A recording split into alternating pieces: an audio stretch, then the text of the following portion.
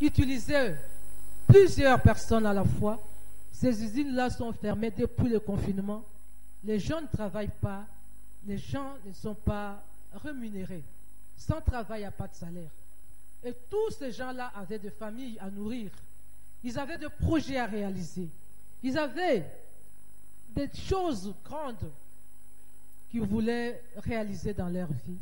Mais ils sont paralysés parce que n'ayant plus de quoi subvenir à leurs besoins. Il y en a qui sont dans le business, qui faisaient des voyages presque toutes les 2 semaines, presque chaque mois. Il fallait aller acheter la marchandise, renouveler les stocks. Mais aujourd'hui, ce n'est plus possible. Parce que même le voyage devient compliqué. Il y a des pays qui ont fermé leurs frontières. Il y a des pays qui exigent des conditions terribles pour entrer. Quand on te demande, par exemple, avant d'entrer dans la ville, il faut d'abord te confiner pendant 24 jours à tes propres frais. Un homme d'affaires, une femme d'affaires qui pouvait faire un voyage de 2 semaines pour juste acheter et revenir. Tu vas d'abord te confiner à tes propres frais. Tu payes le logement, tu payes tout. Et après, tu vas faire les achats avec quoi? Donc, c'est une façon de dire que ne voyagez plus. Débrouillez-vous dans votre pays. Et tout ça, ça cause des inquiétudes. Les gens ne savent pas, ne savent plus comment faire pour vivre. Et tout ça, ça cause des inquiétudes. C'est pourquoi nous voulons réfléchir sur ces thèmes. C'est pourquoi nous voulons partager pour voir comment nous pouvons faire. La Bible dit dans Philippiens 4, versets 6 à 10, et c'est l'apôtre Paul qui nous dit, « Ne vous inquiétez de rien, mais en toute chose, faites connaître vos besoins à Dieu par de prières, de supplications et des actions de grâce. Et la paix de Dieu qui surpasse toutes choses gardera vos cœurs et vos pensées en Jésus-Christ. » Et le Seigneur Jésus, dans le passage que nous venons de lire, parlant à ses apôtres ou à ses disciples, et aujourd'hui, toi et moi concernés, dit « Ne vous inquiétez de rien ». Il a répété ça plus d'une fois. Au verset 25, il dit « Ne vous inquiétez pas pour votre vie de ce que vous mangerez ». Au verset 28, il pose une question. Qui de vous, par ses inquiétudes, peut ajouter une coudée à la durée de sa vie? Pourquoi vous inquiétez de ce que vous allez vous vêtir? Au verset 31, il répète, ne vous inquiétez point et ne dites pas, que mangerons-nous? Au verset 33, il dit, ne vous inquiétez donc pas du lendemain. Donc, si le Seigneur répète, ne vous inquiétez pas, si la Bible répète, ne vous inquiétez pas, c'est-à-dire que dans la vie, il y a des raisons pour s'inquiéter. Dans la vie, il y a des choses qui causent des inquiétudes. Et nous voulons réfléchir par rapport à ça. Et laisse-moi te dire, comme Jésus a dit, ne vous inquiétez de rien. Jésus est vivant. Il est la solution à tous nos problèmes. Nous voulons répondre à 4 questions. Qu'est-ce qui cause les inquiétudes? Quelles sont les conséquences dans la vie de celui qui se laisse abattre par les inquiétudes? Comment faire pour bannir les inquiétudes de sa vie? Et qu'est-ce que nous bénéficions si nous menons une vie exempte des inquiétudes? C'est vrai, bien-aimé, on aura toujours des besoins, on aura toujours des désirs à réaliser, mais il y a moyen de vivre sans inquiétude. Amen. Dans ce texte que nous venons de lire, ce texte se trouve dans la 2e partie de l'évangile de Saint Matthieu, de Matthieu. C'est là où Jésus-Christ parle avec autorité en tant que roi. Il parle de son royaume qui est fondé, basé sur la justice. Et ce passage se trouve dans ce que nous appelons le sermon sur la montagne, qui commence à partir du chapitre 5 jusqu'au chapitre 7. Là-dedans, Jésus a abordé beaucoup de thèmes en rapport avec la justice. Il a commencé par parler du bonheur, les béatitudes. Qui est heureux et qui ne l'est pas? Il a parlé de la justice par rapport au bonheur, par rapport à l'engagement du disciple, par rapport aux Écritures, par rapport au comportement de la piété. Il a parlé aussi de la justice par rapport aux relations de l'homme avec le monde, aux relations interpersonnelles entre les hommes, et aussi il a parlé du salut. Mais dans ce passage, il parle de la relation, de la justice et de l'homme dans le monde. La relation de l'homme avec le monde. Comment l'homme vit dans le monde. Comment l'homme cherche à subvenir à ce besoin. Qu'est-ce que l'homme veut? Qu'est-ce qui inquiète l'homme? Comment il fait pour résoudre ces inquiétudes? Alléluia. Et c'est par rapport à ça que nous allons réfléchir. D'abord, qu'est-ce qui cause les inquiétudes? Il y a beaucoup de choses. Nous pouvons les compter. Quand on n'est pas en bonne santé, ça cause des inquiétudes. Quand on ne peut pas réaliser ses projets,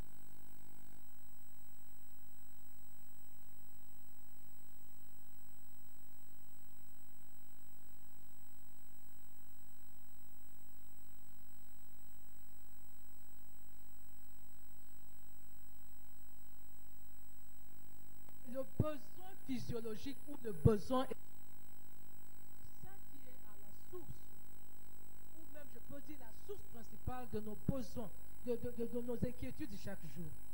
Surtout pour nous qui habitons en voie de développement, tiers-monde, appelez comme vous voulez, mais nos pays là qui ne sont pas cités, nos pays là où personne ne fait cas. Le pays où on considère les gens comme, je ne sais pas, on peut essayer tout ici, essayer les vaccins en Afrique, même quand Covid n'est pas là. C'est parce que nous n'avons pas un mot à dire devant tous ces grands. Dans nos pays bien-aimés, c'est ce besoin-là qui est primordial pour nous. Chacun de nous veut d'abord réaliser ce besoin de tous les jours. C'est pourquoi quand il y a, par exemple, un gouvernement, quand il y a un nouveau chef qui est élu, tout ce que le peuple présente, c'est le social du peuple. Et dans le social, c'est ça le besoin de tous les jours. Peuple a l'IA, peuple a un logement, peuple a un hôpital, peuple a une école qu'on n'a pas là. C'est tout ça. C'est l'élémentaire. Il y a des pays qui ne parlent plus de ça. C'est le plus un besoin d'activité. Ils ont dépassé, ils sont au niveau supérieur. Mais nous, c'est d'abord ça. Et quand quelqu'un cherche un emploi ou une activité rémunératrice, c'est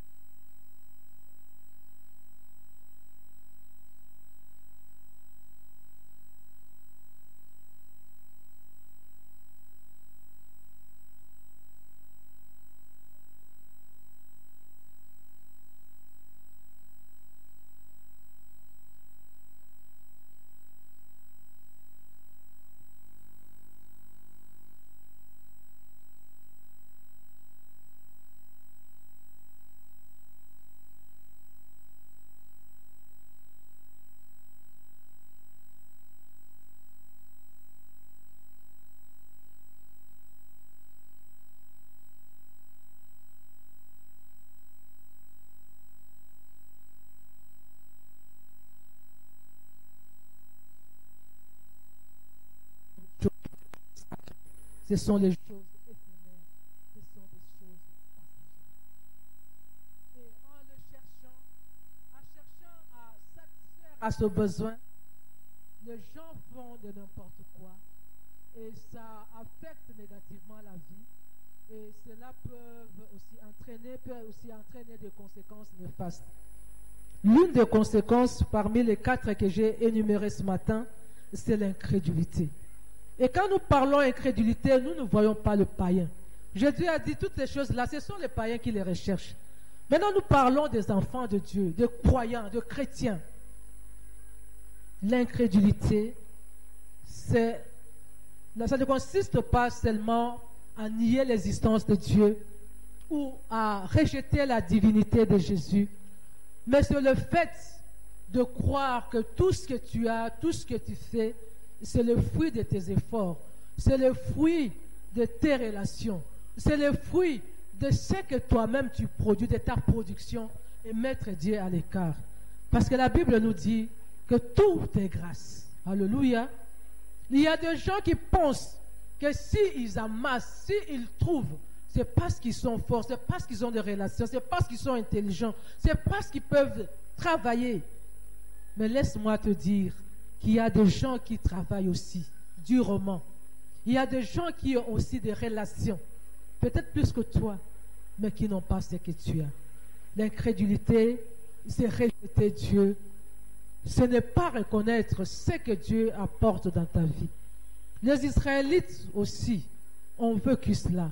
C'est pourquoi Moïse les avait prévenus. Quand nous lisons dans Deutéronome 8, à partir du verset 17-18, et même un peu au-dessus là-bas, Moïse prévenait les enfants d'Israël. Il leur a dit, aujourd'hui vous n'êtes plus esclaves. Vous avez souffert dans le pays d'Égypte. On vous a fait travailler comme des esclaves. Mais aujourd'hui, le Seigneur éternel vous a fait sortir. Et vous allez entrer dans un pays où coule le lait et le miel. Dans un pays où vous allez récolter, s'aimer. Et même récolter ce que vous n'avez pas sémé.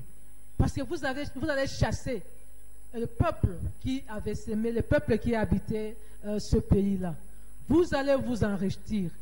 Et Moïse dit au peuple, gardez-vous de dire dans votre cœur, c'est ma force qui m'a donné ce que j'ai.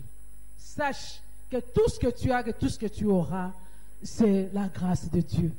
C'est seulement Dieu, par amour et par miséricorde, qui te donne à cause de son alliance. Il faut continuer à reconnaître cela. Autrement, c'est de l'incrédulité.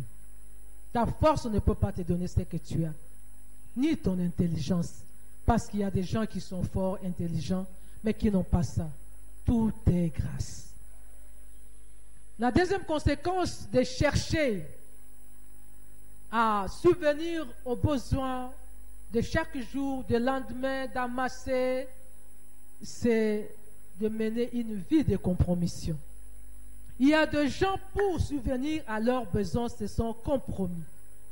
Ils ont trahi la race des élus. Ils ont commencé à vivre une vie qui n'honore pas au Seigneur, qui n'honore pas le Seigneur. Il y en a pour subvenir à leurs besoins, pour amasser pour le lendemain meilleur, ou pour se réaliser, ils ont exploité les gens. Ils ont exploité le péché. Ils ont tué, ils ont volé. Ils ont malmené la vie des autres. Ils ont vécu une vie de compromission. Bien-aimé, laisse-moi te dire que le péché nuit toujours, même quand il semble servir. Et la Bible dit dans Proverbe 10, verset 22, que seule la bénédiction de l'Éternel enrichit et qui ne se fait suivre d'aucun chagrin. C'est comme pour dire que toute autre bénédiction qui s'obtient par l'exploitation du péché, dans la compromission, nuit et apporte du chagrin, de remords, la culpabilité. Il y a des gens qui se sont enrichis, mais qui vivent dans la culpabilité, qui vivent dans le remords, qui ne vivent dans la honte. Ils ne savent même plus regarder en face les gens qu'ils ont exploités, les gens qu'ils ont tués. Peut-être qu'ils ont tué un papa pour avoir le poste, mais quand ils se croisent avec l'épouse de ces papas-là, les enfants de ces papas-là, ils ont honte. Ils baissent la tête. Ils ne savent plus fixer la personne en face. Bien mal acquis ne profite jamais. Troisième conséquence, quand on cherche toujours à amasser trésor après trésor, c'est de pactiser avec le diable et toutes ces pratiques abominables que le Seigneur n'aime pas. Il y en a pour s'enrichir, pour réaliser leurs besoins, se sont compromis, se sont introduits dans l'occultisme, dans la magie, dans la sorcellerie, dans les fétiches, dans les histoires traditionnelles, tout simplement pour avoir l'argent et les biens matériels. Bien-aimés, la Bible dit, que servira-t-il à un homme de gagner le monde entier s'il perdait son âme? Parce que tous ceux qui ont participé avec le diable, tous ceux qui ont gagné de l'argent en sacrifiant les vies humaines, en servant le diable dans la magie, dans l'occultisme, en versant les sangs innocents, ils gagnent sur cette terre. Mais qu'est-ce qu'ils auront dans la vie éternelle? Rien. Alléluia. Ils vont perdre leur âme pour l'éternité. Et la Bible dit, le salaire du péché, c'est la mort. Alléluia. Aujourd'hui, tu vas sacrifier. Tu vas sacrifier pour maintenir ton poste, pour maintenir ce standing-là, pour continuer à avoir de l'argent, pour que cette vipère ou je ne sais pas quoi continue à vomir l'argent. Pour qu'à chaque fois que tu iras derrière ton armoire, que tu trouves de l'argent. Pour qu'à chaque fois que tu sortiras, que l'argent soit plein dans ton coffre. Tu vas continuer. Tu sacrifieras, tu sacrifieras. Il y aura un jour où ça sera la fin. Où tu n'auras plus personne. Et qu'est-ce qui arrivera? Ça sera ton tour. Qu'est-ce que tu auras gagné? Parce que là où tu iras, commencera les châtiments, les graissements de temps. Bien-aimé, il n'y a que la bénédiction de l'Éternel qui n'est suivie d'aucun chagrin. Toute autre bénédiction, c'est le remords.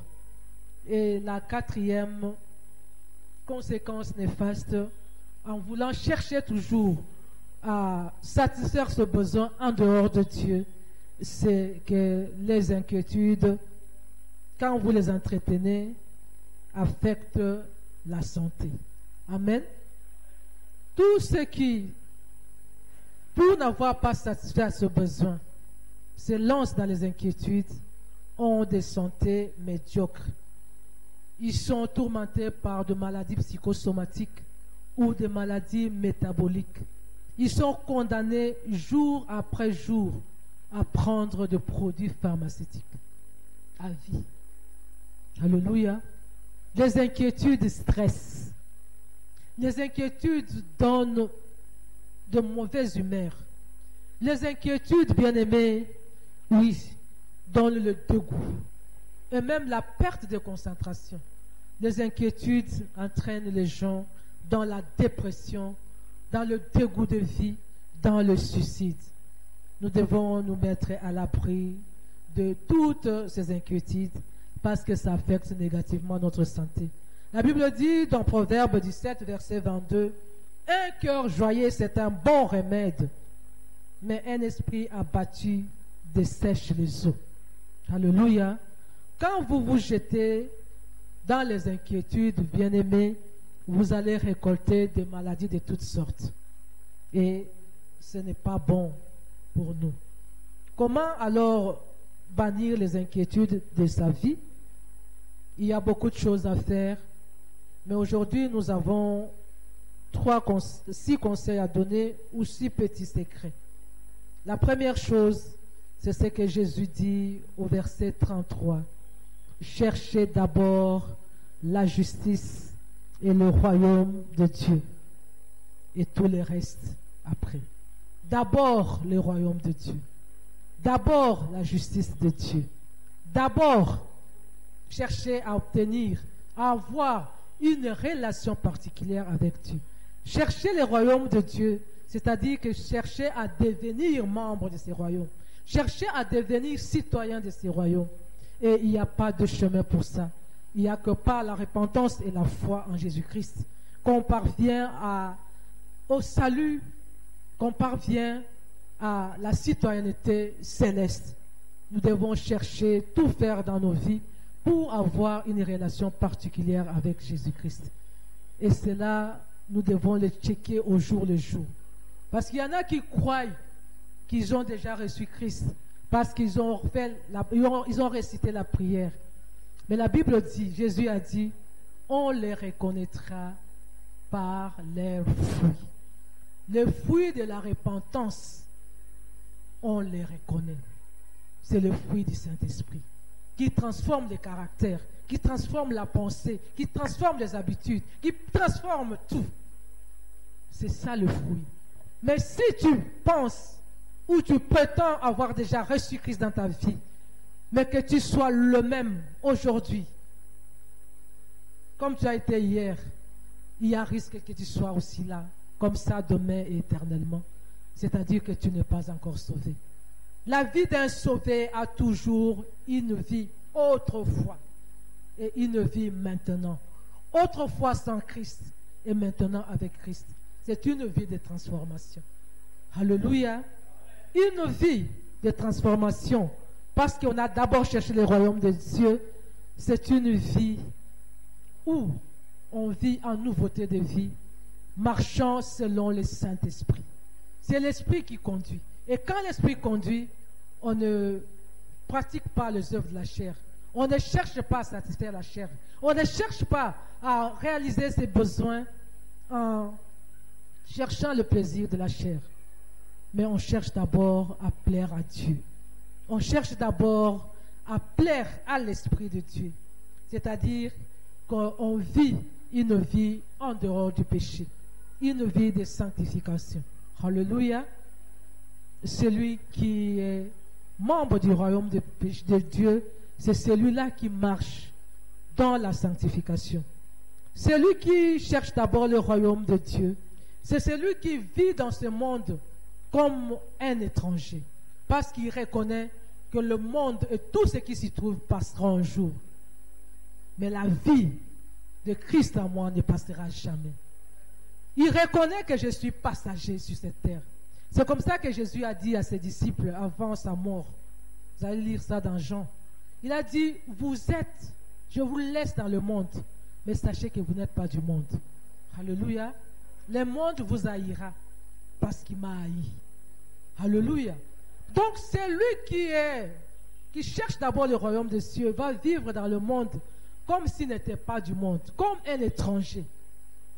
Il ne s'accommode pas aux principes, au système de ce monde, mais il vit les principes divins là où il est. Il se prend pour un ambassadeur de son royaume là où il est sur la terre. Et il représente les vertus. Il représente, oui, cette moralité de son royaume. Il vit selon les principes de Dieu et non selon les principes du monde. Celui qui cherche d'abord le royaume de Dieu, c'est celui-là qui change son attitude par rapport à l'argent et aux biens de ce monde. Et aussi, il change sa manière de chercher l'argent et les biens de ce monde. Alléluia. Ceux du monde cherchent l'argent à tout prix. Ils peuvent tout sacrifier. Ils peuvent même saboter les vies humaines. Ils peuvent négliger, saboter, détruire les relations, détruire tout ce qui est précieux pour un homme, pourvu que lui puisse avoir ce qu'il veut. Ce n'est pas ça pour quelqu'un qui a cherché d'abord le royaume des cieux. Il cherche d'abord la volonté de Dieu. Il cherche à plaire à Dieu. Il cherche son argent, ses biens, selon les principes de Dieu. Il ne cherche pas à nuire à la vie des autres pour avoir quelque chose. C'est Dieu qui est la priorité de sa vie. Dans l'abondance ou dans la disette, d'abord Dieu. D'abord la gloire de Dieu. Amen. Le deuxième secret, c'est de placer toute la confiance en Dieu, et cela en toutes choses, en toutes circonstances, en tout temps. C'est-à-dire que tu considères Dieu comme ton bon berger. Psaume 23. L'Éternel est mon berger, je ne manquerai de rien. Je peux manquer aujourd'hui. Je peux traverser la vallée de l'ombre de la mort. Mais parce qu'il est mon berger, il est avec moi, il pourvoira, il subviendra à mon besoin. C'est quelqu'un qui compte sur Dieu pour ses besoins de tous les jours, pour ses besoins de demain, pour ses besoins de tout le temps, parce qu'il sait que c'est Dieu seul qui est le pourvoyeur.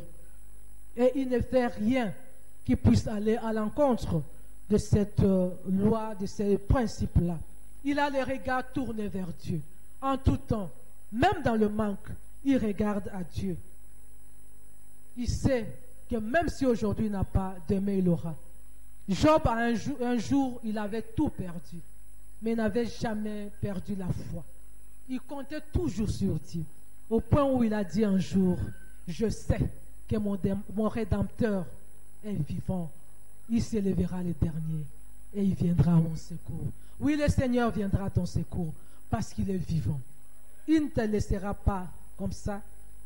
Il ne t'abandonnera jamais. Il ne te délaissera jamais. Il sera toujours avec toi. Alléluia. Alors il ne faut jamais perdre espoir. Celui qui place sa confiance en Dieu, il sait que toutes les promesses qui se trouvent dans la parole de Dieu pour les enfants de Dieu sont aussi siennes. Il s'approprie de toutes ces promesses-là parce qu'il sait que lui aussi est enfant de Dieu. Quand le Seigneur dit que je pourvoirai à vos besoins, il sait qu'il est là-dedans, le Seigneur pourvoira. Quand le Seigneur dit ne vous inquiétez de rien, votre Père Céleste sait que vous en avez besoin. Il sait que mon Père Céleste sait et il me donnera. Alléluia. C'est pourquoi il passe son temps dans la prière. Au lieu de se lamenter, au lieu de s'inquiéter, il passe son temps dans la prière parce qu'il sait que le Seigneur a dit. La Bible dit, ne vous inquiétez de rien, mais faites connaître en tout temps, toutes choses, vos besoins à Dieu par la prière et les supplications. Et il passe son temps dans la prière pour faire parvenir ses besoins à Dieu. Parce qu'il sait que celui qui écoute les prières, il répondra, il exaucera et il me donnera ce que mon cœur désire. Le troisième conseil ou le troisième secret, c'est chercher toujours à plaire à Dieu et non aux hommes. La crainte de l'Éternel apporte la sagesse. La crainte de Dieu mène à l'hypocrisie. Fais de l'Éternel tes délices, il te donnera tout ce que ton cœur désire. Au lieu de t'inquiéter, cherche à plaire au Seigneur. Marche selon le voie du Seigneur. Marche dans l'obéissance à la parole de Dieu et à sa volonté. Fais des choses qui plaisent à Dieu et le Seigneur s'occupera de toi. Sers le Seigneur fidèlement et inconditionnellement. Ne cherche pas à servir Dieu quand tout va bien et quand tout va mal, tu te mets à l'écart. Non, sers Dieu en tout temps. Alléluia. Et lui-même, il sait comment il prendra soin de toi. Cherche à résoudre tes problèmes toujours selon les principes de Dieu. Ne va jamais à l'encontre. Ne fais pas comme les autres. Ne fais pas comme tout le monde. Tout le monde n'est pas enfant de Dieu. Tout le monde est créature de Dieu. Mais toi, tu dois faire la différence. Alléluia. Je me rappelle, papa avait déjà dit un jour que si toi, tu cherches au bonga comme les autres font, chez toi, ça ne marchera pas. Parce que toi, tu n'es pas comme eux. Tu es mis à part pour Dieu. Et la voie que tu dois suivre doit aussi être différente de ce que les autres font. Quatrième secret, c'est de se nourrir toujours de la parole de Dieu. Se nourrir de la parole de Dieu au quotidien. Bien-aimé, la parole de Dieu est tout. La parole de Dieu contient tout. La parole de Dieu vaut tout ce dont nous avons besoin. La parole de Dieu, c'est la nourriture. Jésus a dit dans Matthieu 4,4, l'homme ne vivra pas du pain seulement, mais de toute parole qui sort de la bouche de Dieu. La parole de Dieu peut te nourrir. Alléluia. La parole de Dieu n'est pas seulement nourriture, mais c'est aussi une arme pour le combat. Dans Hébreux 4, verset 12, la Bible dit que la parole de Dieu, c'est une épée à double tranchant, capable de transverser moelle et jointure. Donc dans tes combats, contre les inquiétudes, tu peux utiliser la parole de Dieu comme une arme. C'est une arme à destruction massive. Rien ni personne ne peut résister devant la force de la parole de Dieu. La parole de Dieu, c'est un marteau. Il brise le roc, elle brise le roc. Tu peux utiliser la parole de Dieu dans tes combats. La parole de Dieu est claire. C'est la lumière sur notre chantier. Psaume 119, versets 105. Partout où tu feras face aux ténèbres, dans ce que tu fais, dans ce que tu réalises, prends la parole de Dieu. Elle va t'éclairer. Elle va te montrer le chemin. Elle va t'éclairer. Elle va t'inspirer. Elle va te montrer le voie, de moyens pour sortir de cette situation-là. La parole de Dieu, c'est un garde-fou contre le péché. La Bible dit dans Psaume 119, verset 11, « Je serre ta parole dans mon cœur pour ne pas pécher contre toi. » Bien-aimé, la parole de Dieu nous donne la victoire sur toutes les tentations. Alléluia. Parce qu'à chaque situation devant laquelle tu te trouves, il y a une parole appropriée que tu peux utiliser pour vaincre cette tentation-là. La parole de Dieu, c'est la clé du succès. La Bible dit dans Josué 1:8 que cette parole, ce livre de la loi, ne s'éloigne pas de toi. Médite-la nuit et jour. C'est alors que tu auras du succès dans tout ce que tu feras. C'est alors que tu réussiras. La parole de Dieu, c'est la clé qui ouvre toutes les portes. Alléluia. C'est la clé de réussite. La parole de Dieu donne le succès. Dans Ecclésiaste, la Bible dit que il n'y a rien de nouveau sur la terre. Toutes les situations dans lesquelles tu te trouves ou qui arrivera, sache qu'il y a quelqu'un qui est déjà passé par ça et à qui Dieu a donné la solution. À toi aussi, il donnera. Alléluia. Tu peux te retrouver devant la sécheresse dans le désert, sans espoir. Agar s'est retrouvé, le Seigneur l'a visité, il lui a ouvert les yeux, il a vu l'oasis et il a trouvé la solution. Toi aussi, tu es bloqué. Tu ne sais pas comment tu vas vivre. Tu as perdu du travail. Tu as perdu tout ce que tu faisais. Ton commerce ne marche pas. Tu es comme Agar. Regarde à l'Éternel. Cherche la parole de Dieu. Le Seigneur va t'ouvrir. Il va t'inspirer. Quelque chose que tu vas faire pour que tu sortes de cette situation. Pour que tu puisses venir à ton besoin chaque jour. Le Seigneur n'a pas changé. Les enfants d'Israël dans le désert, oui, ils ont souffert. Ils n'avaient pas d'usine où on fabriquait les habits, où on fabriquait les armes, où on fabriquait quoi que ce soit. Le Seigneur a pourvu. La foule dans le désert qui suivait Jésus, un jour ils avaient faim. Il n'y avait rien, ils n'ont rien prévu. Le Seigneur les a nourris. Ce Dieu-là n'a pas changé. Il est le même. Il sonde les cœurs et les reins. Il connaît tes besoins de maintenant, de demain, de tous les jours. Il pourvoira. Il veut que tu sois heureux. Il est capable de te rendre heureux. Et il veut que tu sois heureux. Il le fera parce qu'il a promis. Il a tout pouvoir. Il le fera, bien-aimé. Compte sur lui. La parole de Dieu, c'est notre force. La parole de Dieu doit être notre code de conduite. Bien-aimé, c'est cette parole qui va gouverner chaque décision que nous devons prendre, chaque pas que nous devons mettre. Nous ne devons pas nous écarter de la parole de Dieu. Nous devons toujours et toujours marcher selon la parole. La parole de Dieu, c'est notre force. La chorale l'a chanté tout à l'heure pendant l'adoration. Malobanayo saramotema. Malobanayo pesaka kimia. Yango na kangami na boyi basusi. Bien-aimé, kangama na liloba na nzambe boya susi. Liloba na nzambe ekomeme na yo bolamu bomengo. Oyo eloko moko te ekoki kopesa yo na se na moi. Accroche-toi à la parole. La parole, c'est la solution à tout. Cinquième chose, c'est de travailler dur et honnêtement. Alléluia. Le travail, c'est l'un des principes de la prospérité. C'est l'un des principes pour avoir de l'argent, pour avoir des biens. C'est travailler. Mais ce travail doit être honnête. La Bible dit, tout travail procure l'abondance. Et Dieu a dit, je bénirai les œuvres de tes mains. Alléluia. Les mains qui travaillent, ce sont les mains que Dieu bénit. Et quand Dieu bénit, tu auras ton pain de chaque jour. Tu auras de quoi subvenir aux besoins de ta famille. Et tu auras de quoi, oui, faire de réalisation. Parce que la main de l'Éternel est sur toi. Travail, bien-aimé, c'est ce que Dieu veut. Il nous a dit dans Proverbe 6, allez à l'école de la fourmi. La fourmi sait travailler. Il sait faire de provisions. Il sait s'organiser. Nous aussi, nous devons nous organiser, travailler. C'est-à-dire que nous devons avoir une source de revenus sûre et permanente, si petite soit-elle. Avec ça, avec la sagesse de Dieu, on peut s'organiser. Bien-aimés, si nous avons une source de revenus, si nous avons une entrée sûre, ça va nous épargner des inquiétudes. Ça va nous mettre à l'abri de la dépendance et de la mendicité qui dévalorise l'homme. Nous devons travailler, bien-aimés. Les inquiétudes nous immobilisent. Les inquiétudes nous frustrent.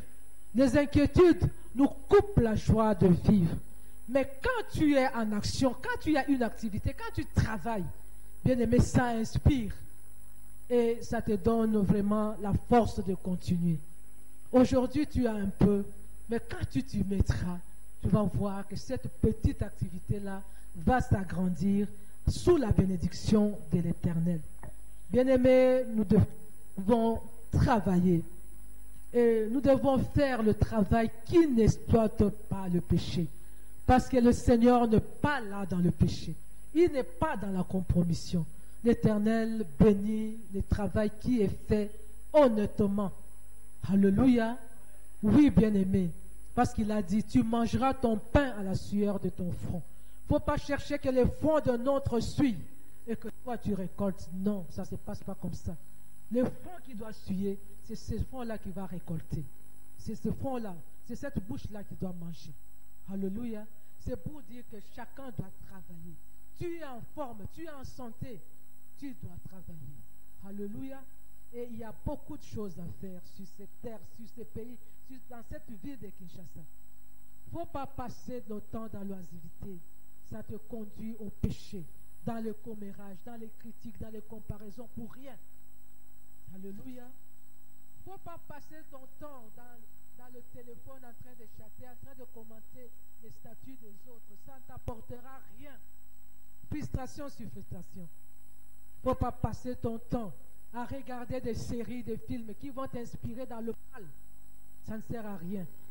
Tu ne peux pas passer ton temps dans le vagabondage. Je vais aller ici. On va me donner les billets de transport. Tu collectes des transports et tu manges aujourd'hui. Et puis après, qu'est-ce que tu vas devenir? Bien-aimé, si tu circules la vie de Kinshasa, tu vas voir qu'il y a beaucoup de choses qu'on peut faire et gagner de l'argent. Alléluia. Vous l'avez dit au premier culte. Un jour, j'étais à l'ISP. J'ai vu un petit garçon, disons un jeune homme, qui avait un appareil. Moi, je sais qu'avec le téléphone, vous pouvez acheter une protection pour l'écran. Mais lui avait un appareil où, si tu passes, il passe le téléphone là pendant quelques temps, ça durcit l'écran. Et même quand on met quelque chose de dur, ça ne va pas se casser. Je n'avais jamais vu ça. Je lui ai demandé où est-ce que tu as eu ça. Il me dit, non, j'ai un vieux à moi qui fait des voyages de Dubaï et il m'a apporté cela. Ces garçons passaient de bureau en bureau, les enseignants, les étudiants, les travailleurs, qui n'ont pas de téléphone. Alléluia. Et ils faisaient cette activité-là. Ils blindaient, si je peux dire, les écrans des téléphones. Combien de téléphones il y a à l'ISP? Et il n'y a pas que l'ISP. Il peut faire le tour des autres écoles, des autres institutions. Combien il va gagner? Quand il fait pour un téléphone, c'est 4 000 ou 5 000 francs. Bon, s'il fait 10 par jour, s'il fait 100 par mois, est-ce que ce petit-là va encore chercher que son oncle lui donne de quoi payer son minerval ou ses frais académiques? Non.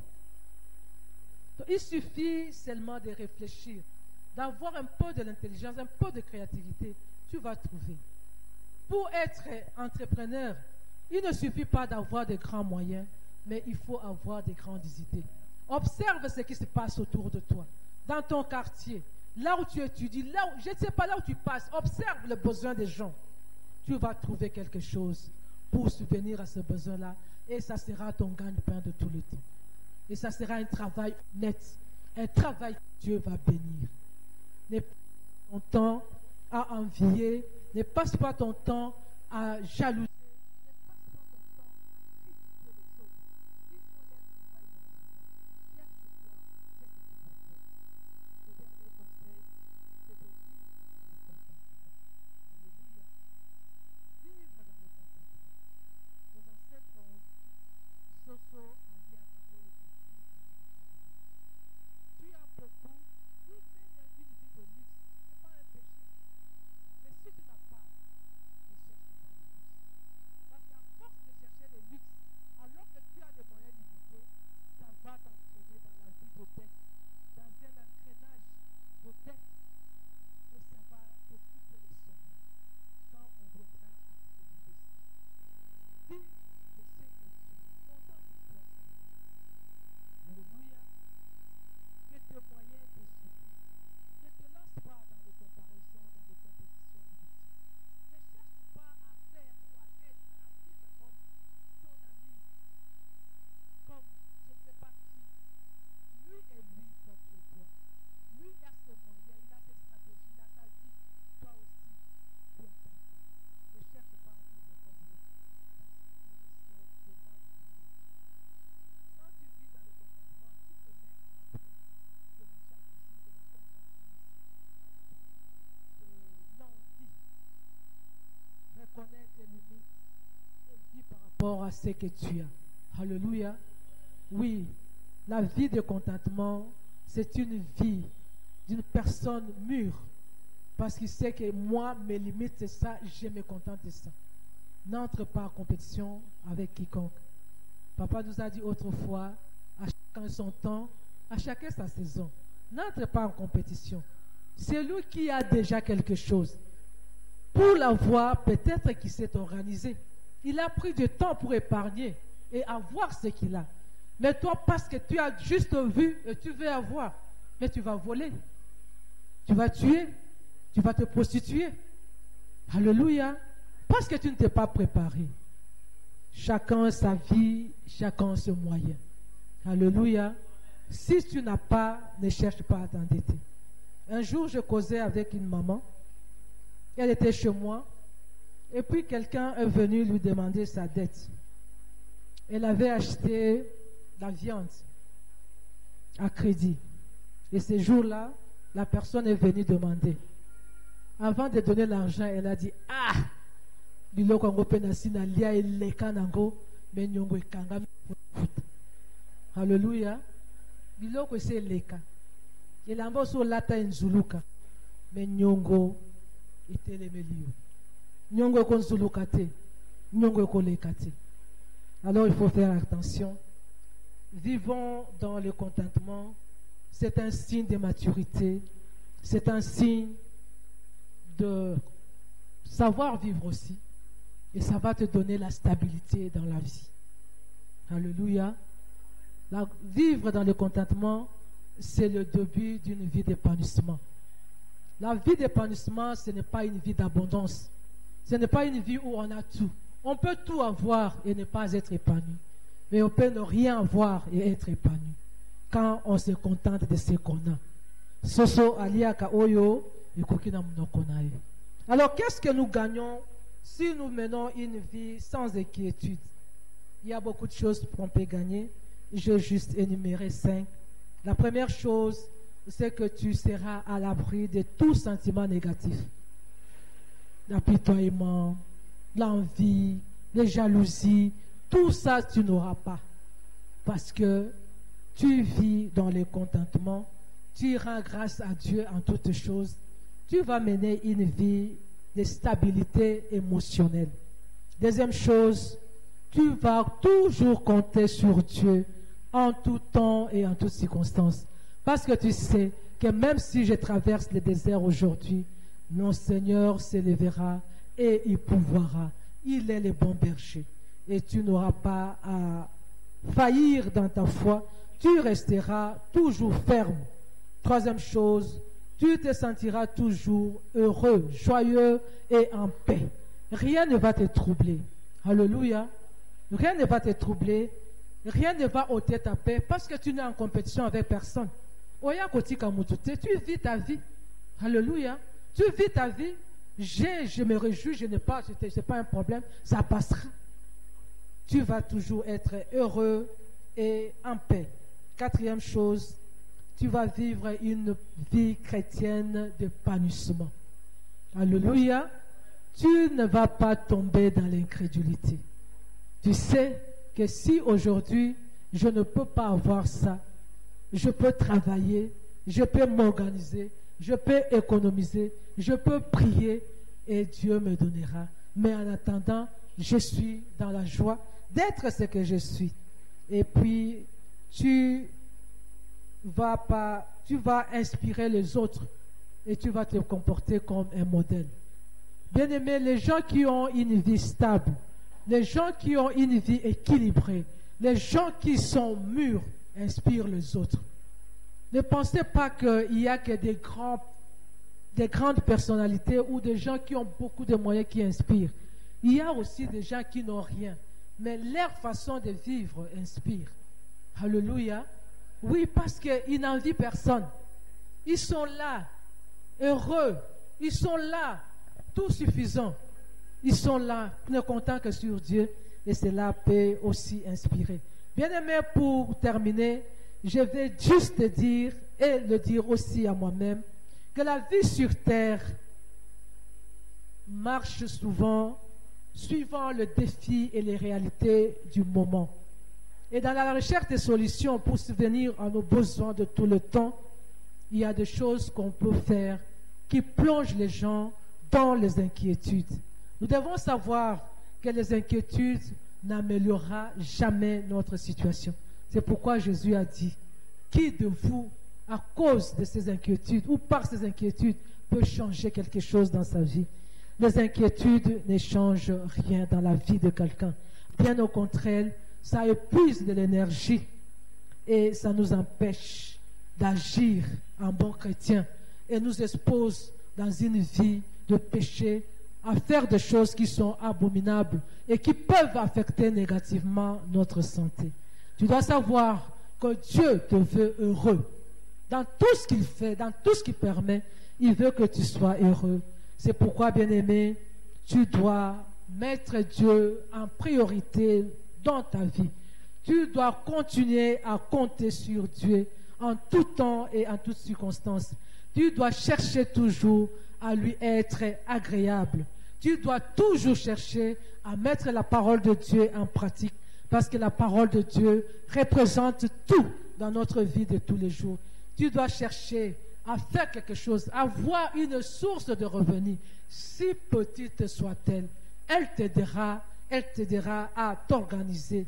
Et enfin, tu dois vivre dans le contentement, sachant que Soso, Aliaka Oyokokina Munokonaye, et à chaque jour suffit sa peine. Que Dieu vous bénisse.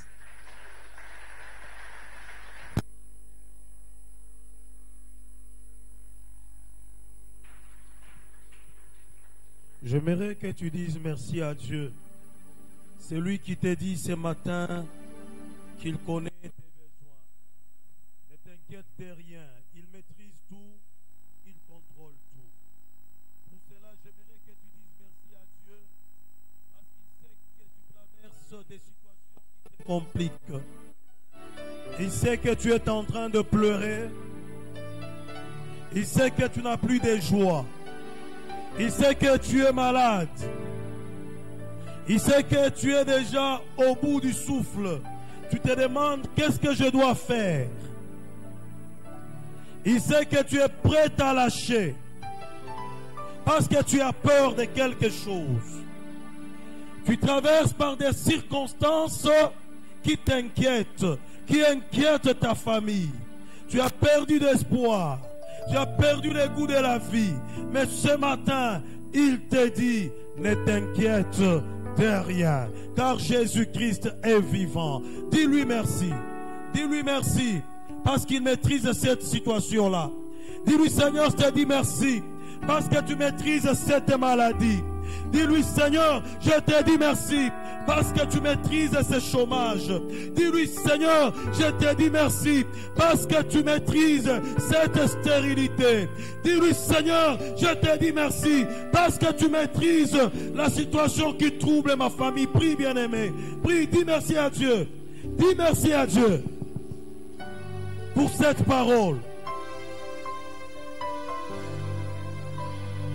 Dis-lui merci. Lobanaye papa, merci. Onaye bientôt sali.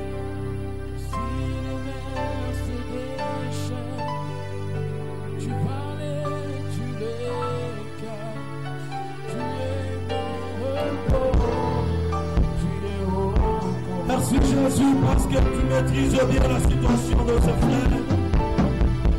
Tu maîtrises la situation de cette soeur. Tu sais de quoi il pleure. Tu sais de quoi il a peur. Tu sais de quoi il ne dort plus. Alléluia.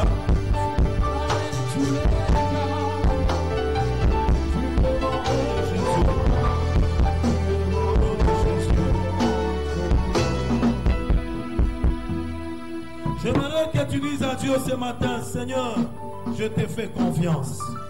Car je sais que mes destinées sont entre tes mains. Dis-lui, je te fais confiance. Je sais que cette maladie ne va pas m'amener à la mort, car tu as la clé de la guérison pour cette maladie. Dis-lui, je te fais confiance. Je sais que tu vas me faire sortir de cette situation. Je te fais confiance. Je sais que tu vas mettre fin à ces circonstances qui m'agacent, à ce qui me fait pleurer. Dis-lui que tu lui fais encore confiance. Prie, bien-aimé. Que tu lui fais confiance. Dis-lui, je te fais confiance.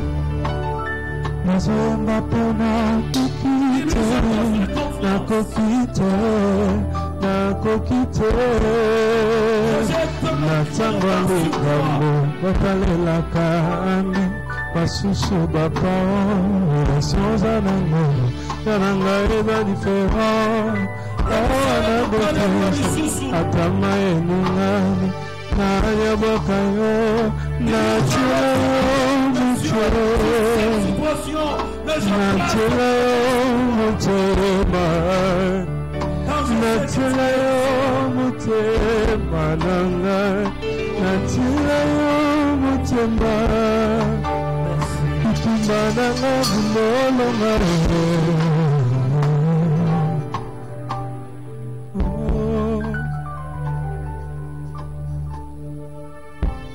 Lorsque ce matin que l'Éternel Dieu que tu es venu chercher en ces lieux puisse mettre fin à tout ce qui te rendait inquiet.